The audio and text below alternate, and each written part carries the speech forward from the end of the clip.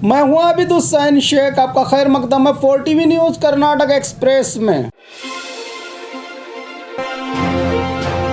Police की ओर से run for unity. आज देश के पहले उप प्रधानमंत्री सरदार वल्लभ भाई पटेल की जयंती के चलते बेंगलुरु के विधानसभा में पुलिस कमिश्नर प्रताप रेड्डी और आईजीपी प्रवीण सूद की ओर से एकता मैराथन की शुरुआत की गई, जिसमें हर पुलिस डिपार्टमेंट के जवान इसमें हिस्सा लेकर इस मैराथन को कामयाब बनाया।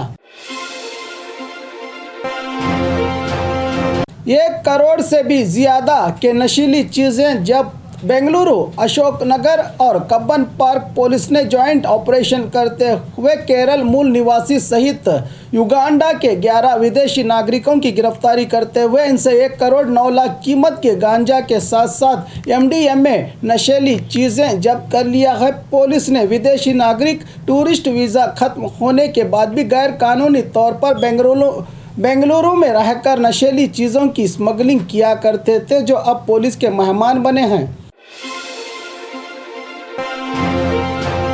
गन्ने के सही दाम को लेकर किसानों ने किया रास्ते पर लेटकर विरोध। गुलबर्गा DC दफ्तर तक आज स्थानीय किसान संगठन के कार्यकर्ताओं की ओर से गन्ने को सही दाम देने की मांग करते हुए रास्ते पर लेटकर अनोखे तरीके से विरोध प्रदर्शन करते नजर आए। किसान शायद इनके अनोखे तरीके को देखकर तो सरकार को कुछ तो महसूस हो कि ये भी इंसान है। भेड़ बकरियों पर सरकार की ओर से 350 करोड़ का अनुदान। प्रभु चौहान। बीदर जिला औराद में पशुपालन मंत्री प्रभु चौहान ने मीडिया के जरिए कहा कि भेड़ बकरी चरवाहों को सरकार की ओर से अमृत भाग्य योजना के तहत अचानक चरवाहे की मौत होने पर 5 लाख का बीमा और 3 से 5 महीने के भेड़ बकरी की मौत हुई तो सरकार की ओर से 5,000 की मदद के साथ साथ भेड़ बकरी के उन व्यापारी संगठन के चुने हुए 20,000 आकांक्षियों को सब्सिडी का लोन देने की योजना है। इसकी जानकारी दी आज एक प्रेस मीट के जरिए पशुपालन मंत्री प्रभु चौहान ने। RSS की ओर से शहर के प्रमुख रास्तों पर परेड। कोलार शहर के प्रमुख रास्तों पर RSS संस्थापन दिवस के चलते हाथों में लाठी लेकर यूनिफॉर्म में पैदल परेड किया गया, जैसे कि देश के सरहद पर जाने वाले जवान हो। इन पर इनके चाहने वालों ने रास्तों पर फूलों की बारिश की और पुलिस की सुरक्षा भी प्रदान की गई थी। इन राष्ट्रीय स्वयंसेवक संघ के जवानों को इनके इस परेड का मकसद क्या था ये तो किसी को समझ नहीं आया, लेकिन जनता की तरफ अपना ध्यान आकर्षित किया इस परेड ने।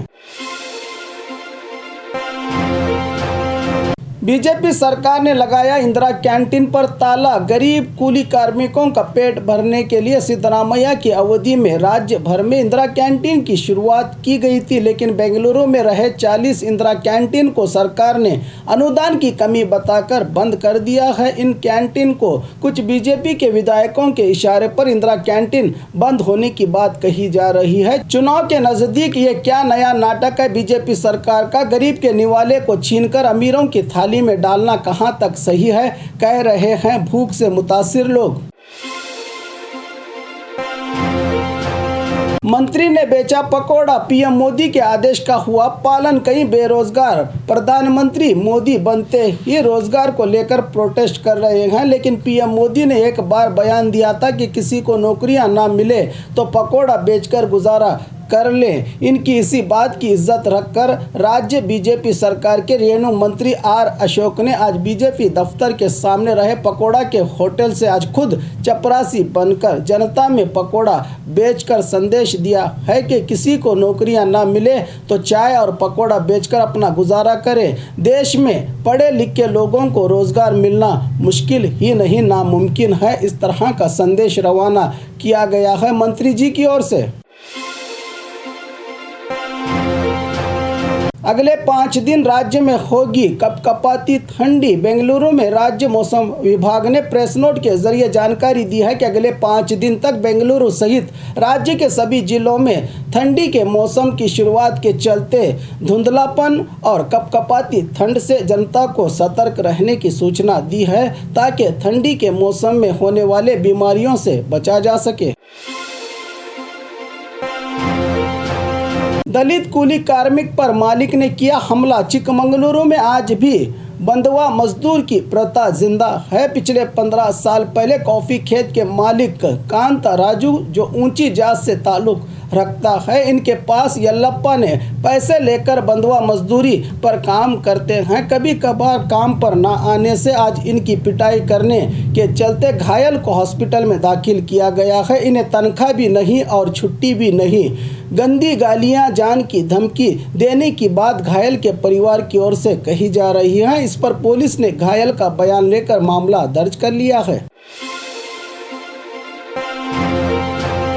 मुख्यमंत्री बसवराज बोम्माई के क्षेत्र में बिगड़ी रास्तों की हालत, सीएम देखकर भी अनजान। कर्नाटका राज्य के मुख्यमंत्री बसवराज बोम्माई का क्षेत्र हावेरी जिला, जहां से चुनाव लड़कर आज राज्य के सीएम बने हैं बसवराज बोम्माई, लेकिन अपने क्षेत्र को भूलकर बेंगलुरु में सरकार चला रहे हैं सीएम जी।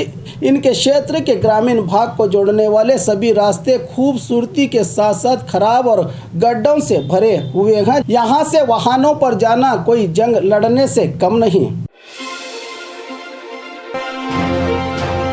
मछुआरों के साथ बीच समंदर में पहुंचे डीसी। उत्तर कन्नड़ा जिलाधिकारी मुलाई मुहिलन आज कारवार के मछुआरों के साथ समंदर के बीचों बीच जाकर किस तरह मछलियां को जाल में फंसाया जाता है प्रैक्टिकली तौर पर जानकारी इकट्ठा करके दक्षिणी कर्नाटका भाग के ज़्यादातर जिलों में मछलियां पकड़ने के व्यापार पर ही लोग गुजारा करते हैं। इनके लिए अभिवृद्धि निगम बनाने के लिए सरकार तक इनका संदेश पहुंचाने का विश्वास जताया जिला अधिकारी मुलाही मुहिलन ने। नवंबर 6 को होगा राज्य में मल्लिकार्जुन खड़गे का दौरा। हाल ही में ऑल इंडिया कांग्रेस प्रेसिडेंट के तौर पर चुने गए कर्नाटका राज्य के मल्लिकार्जुन खड़गे अपने घर लौट रहे हैं। इनके स्वागत के लिए कर्नाटका प्रदेश कांग्रेस कमेटी की ओर से अभिनंदना प्रोग्राम रखकर आने वाले चुनाव पर किस तरह जीत हासिल करे, इस पर रणनीति बनाई जाएगी। क्या खड़गे कांग्रेस की नाव को किनारा दिखा पाएंगे राज्य और देश में, क्योंकि चुनाव के नज़दीक ही इन्हें कांग्रेस का अध्यक्ष बनाया गया है।